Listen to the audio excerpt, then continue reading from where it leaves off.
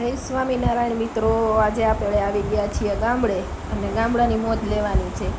એટલે જો આપણે આજે આલુ પરોઠા બનાવવાના છે અને આ છોકરા એ રમવા માંડ્યા છે ને એ ધૂળમાં જ રમે. જો એટલી મજા આવે છે ને આ લોકોને અહીંયા આવીને. આ બધાને જ્યારે સ્કૂલો ખુલશે ને ત્યારે ખબર પડશે કેટલીક મજા આપણે ગામડે કરી છે. અને આ અમારી છે લીંબુડી, અને એમાં લીંબુડી લટુર પટુર લીંબુ ભર્યા છે. લીંબુડી આવ્યા છે બહુ, ને આ બેન જો આવી રીતે જ રમે ધૂળમાં. જોવો એવી મજા આવે છે ને. અને સાચું બાળપણ છોકરાઓનું છે ને અહીંયા જ છે. આપણે એવી જ રીતે રમતા હશું. અને હવે આપણે બનાવવાના છે આલુ પરોઠા, એ પણ ચૂલે. એ ઝીણી સમારી ડુંગળી એડ કરી દીધી છે, ટામેટાં એડ કરી દીધા છે, આદુ મરચાંની પેસ્ટ એડ કરી દીધી છે. આ રીતે હલાવી અને પછી આપણે જો બધા જ મસાલા એડ કરી દેવાના છે. અને ખરેખર ચૂલાની વાત જ કંઈક અલગ છે. ચૂલે ખાવાની મજા આવે છે. કોને મારી જેમ બહુ જ ગામડે ગમે છે કમેન્ટ કરજો.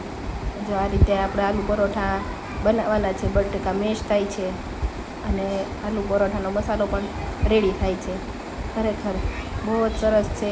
ગામડે રહેવાની મજા કંઈક આવે છે. અને આમ જો આ છોકરાઓને તો બહુ જ ગમે છે ગામડે રહેવું, કેમ કે સતત ધૂળમાં જ રમવાનું છે એને, એટલે બહુ જ ગમે.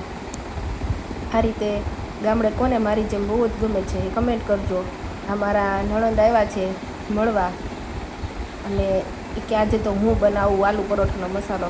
એ કીધું તમે બનાવો, આજે તો અમે ખાઈએ એમ. અને આ જો બધા હવની રીતે એવી મજા કરે છે. બધો મસાલો કમ્પ્લીટ થઈ ગયો છે. અને લીંબુડીમાંથી જ લીંબુ તોડી અને ડાયરેક્ટ જ આપણે એડ કર્યું છે એમાં લીંબુ, અને બહુ મજા આવે છે. જો ખરેખર આ મામા મહિનો દર ઉનાળે આવે ને છોકરીઓ આવે, પણ હકીકત ગામડે મજા આવે. તડકોય લાગે ઉનાળાનો, પણ ગમે ખરું તોય આપણે ગામડે જ તે. આ રીતે બધા અહીંયા એન્જોય કરે છે. કોણને એન્જોય કરવું ગમે છે ગામડે, અને તડકોય લાગે છે કમેન્ટ કરી જ દેજો. આપણો આલુ પરોઠા કમ્પ્લીટ થાય છે, મસાલો થઈ ગયો છે અને આ રીતે વણાઈ ગયા છે. અને અમારે તો છે ને બધાને ચૂલાનું વધારે અહીંયા, કેમ કે આપણે ક્યારેક જ ખાવું હોય એટલે આપણે ગમે છે ચૂલે ખાવું. આપણા આલુ પરોઠા કમ્પ્લીટ થઈ ગયા છે. જય સ્વામિનારાયણ.